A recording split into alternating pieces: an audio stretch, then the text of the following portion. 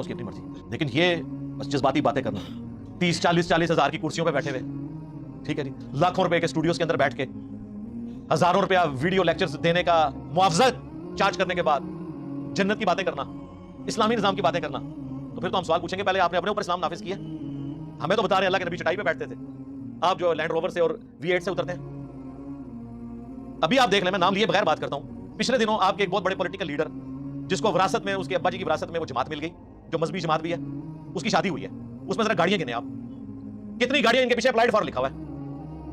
अब्बे ने छोटे से मकान में जिंदगी गुजारी, और उसके अब्बे को मैं पर्सनली जानता हूं क्योंकि हमारे जेलम शहर से वो पढ़ के गए हुए हैं, मैं FSC में था उस वक्त से मैं उनको जानता हूं। पूरी जिंदगी दरवेशी में गुजारी, और बेटा देख लें, ये आपकी जिंदगी में हो गया कि आपने ये ट्रांसफर देख ली कि बाप दरवेशी में गया, ठीक है, मैं उनके अकायद नजरियात से इख्तिलाफ है, लेकिन इस बात से कोई इख्तिलाफ नहीं है कि वो एक मुखलिस इंसान थे, जिस चीज को सही समझते थे पूरे जज्बे के साथ उसे सही समझते थे। लेकिन औलाद उसी के पैसे पर, उसी की फेम के ऊपर अयाशी कर रही है। और आप जाएं, आप उनसे पूछें कि यार अभी तो इनके अब्बा जी की वीडियोस भी यूट्यूब से डिलीट नहीं हुई हैं, उनका मकान भी वहां मौजूद है, उनका लिविंग स्टैंडर्ड भी मौजूद है, और इसको देख लें उस पैसे के ऊपर, इसको क्या जरूरत थी इस तरीके से शाना जिंदगी गुजार के इस तरीके से शादी करने की? तो वो आपको तावील करेंगे।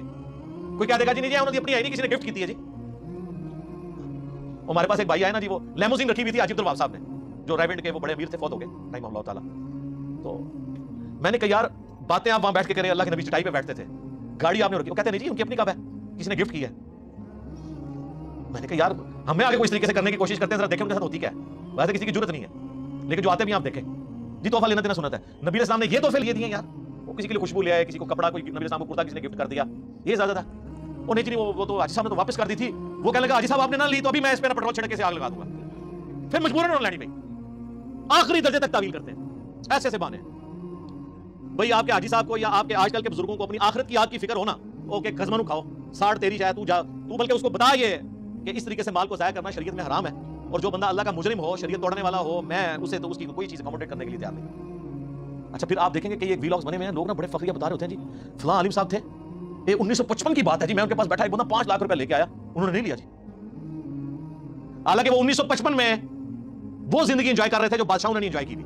उनसे पूछो वो कैसे एंजॉय करते थे। और भी 5 लाख इसलिए नहीं लिए कि उन्होंने कहा थोड़े ने, हां तो पता ही नहीं इस गल का, और आप पे रोक डाल लेंगे जी, इनकार कर दिया, वो उधर इनकार किया ना, बाद में अकाउंट में ट्रांसफर हो जाएंगे 10 लाख।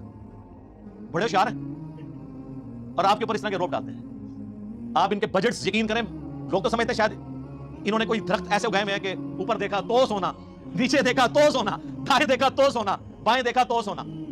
ऐसे नहीं है, बकायदा इनके डोनर्स हैं जिनसे ये पैसे लेते हैं। हंड्रेड्स ऑफ मिलियंस इनका बजट है साल का, इनका लिविंग स्टैंडर्ड देखें, और फिर आपको वक्तन फक्तन ऐसी चीजें नजर आएंगी कि वो जो मुल्की लेवल के गुंडे, बदमाश, डॉन्स होते हैं, उनके